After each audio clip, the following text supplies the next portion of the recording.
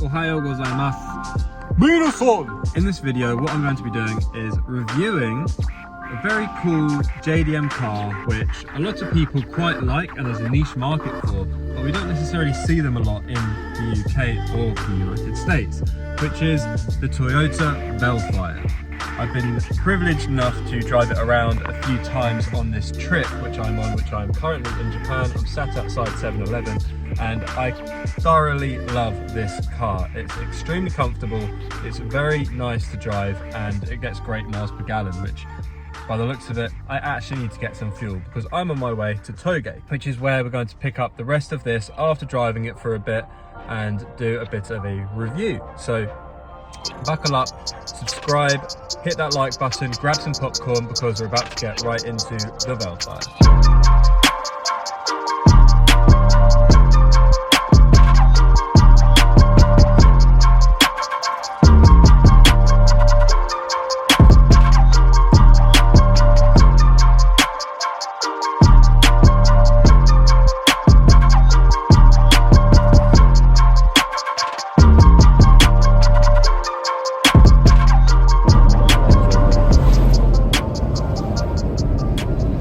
I've been driving this Vellfire for some time now. I've been in Japan for 3 months. I've had the luxury of being able to drive it here and there. And one thing I noticed, especially on motorways or the one gun, is it's very smooth. It's very easy to get up to speed as well.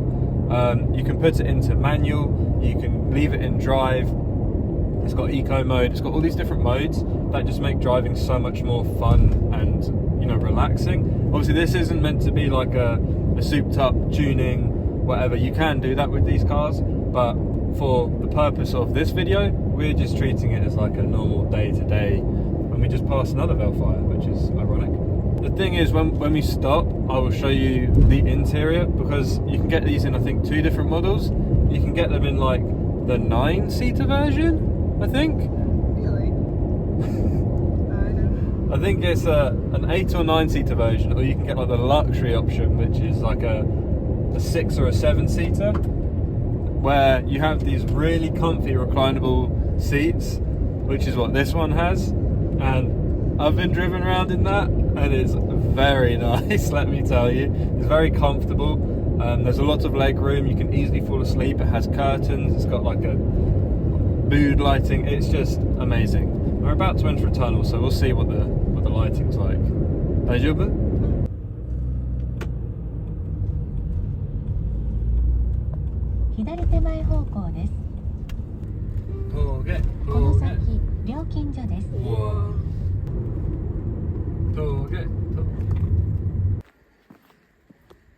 So I have stopped off at the beginning of a Toge, which is where I was intending to go up with the Vellfire to give it a real test drive and show you guys around. However, the Toge is currently closed because it is winter. But not all Toges are closed, because I've been doing a Toge tour, which is in another video. So if you want to check that out, then please subscribe right now and give this video a thumbs up.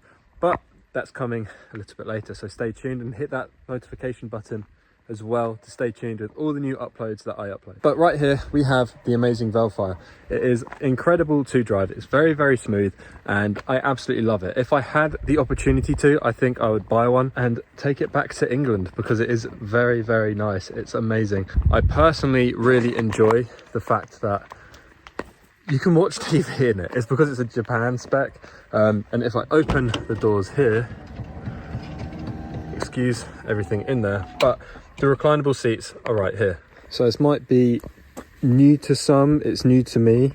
If you are used to these kinds of cars, you probably already know, but you don't need to pull and push with this. You just click it and it automatically opens, which reveals the space where you sit, with the reclinable automatic seats, which are very comfy. This lovely headrest, which if you fall asleep cradles you really well, I would know. And you can toggle it backwards and forwards. You can literally move everything, so this can also tilt, as well as this tilting backwards and forwards. You have these armrests, and hidden away here are cup holders. Then you also have these blinds here, which are amazing for blocking out the sun. There's blinds in the back as well.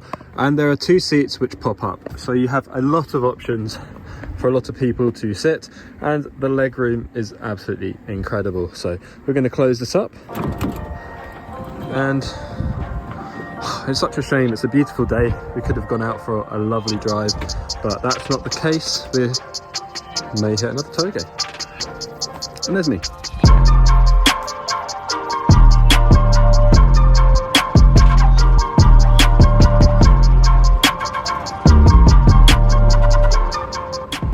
In APIT Autobacs, but not the APIT Autobacs that everyone else knows, which is in Tokyo, or closer to Minato / Kawasaki. Today I'm actually in Kyoto, and if you didn't know, Kyoto actually has its own APIT Autobacs, and I would argue it's kind of a little bit better than the one in Tokyo.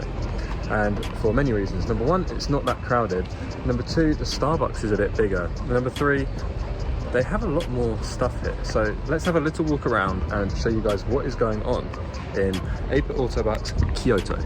So when you first come in, this is, if you park, this is where you come in. You're greeted with a massive wall of just manga, which is like Initial D, MF Ghost, etc. And then you have all of the magazines. So you got stuff on like the 86, the BRZ, and then you have like obviously Swifts. You have small little models, big old books on literally anything that you want. And then you have, you know, like the old Haynes manuals, literally everything. Top Secret, GTR, just everything. And then there's a few little bits of clothing right here, which goes on a little bit further. And then upstairs is where all the goods are. So we're greeted already with some Spoon sports stuff, which is really cool. I mean, I don't know if I need another hat, but very cool. Obviously the plethora of seats, which is everywhere usually. A bath. I mean, it's slightly different to the one in Tokyo.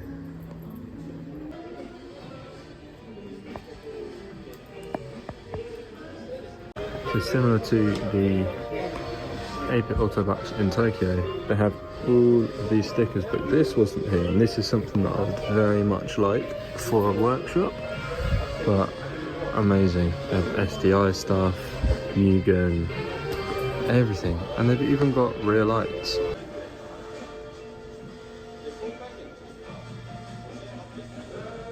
So they also have Brid stuff and Blitz, and they also have Ari Amamiya stickers.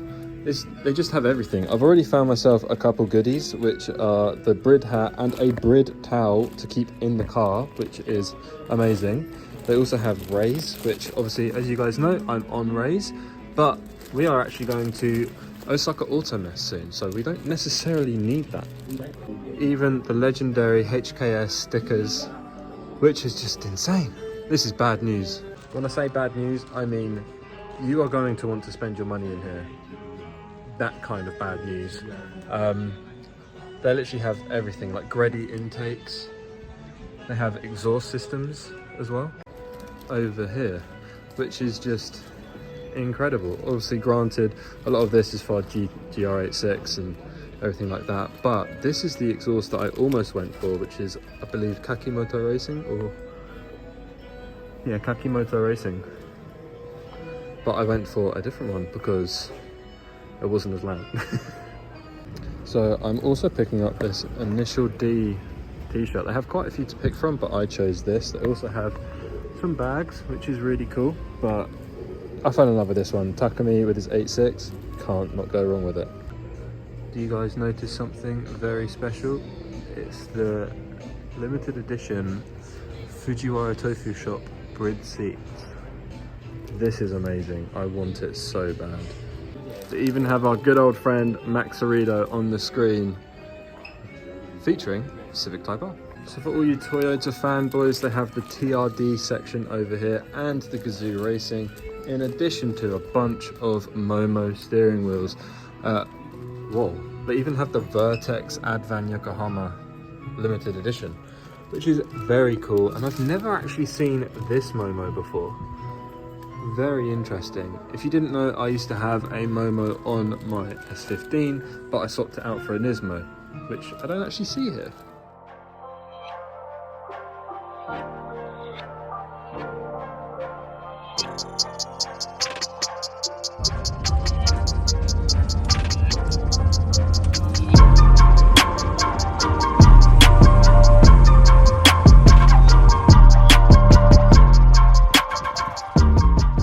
So as you've seen, we've been driving it through the tollgate and we've just stopped off at the top of Hiesan, which is the mountain that separates Kyoto from Lake Biwa. So we are just stopping off and taking in this breathtaking view, and then we're going to go get the tollgate stickers. So thank you guys so much for watching. Give this video a thumbs up if you've enjoyed it, subscribe if you are new, and comment down below what you want to see before I leave Japan. Peace out and stay lucky.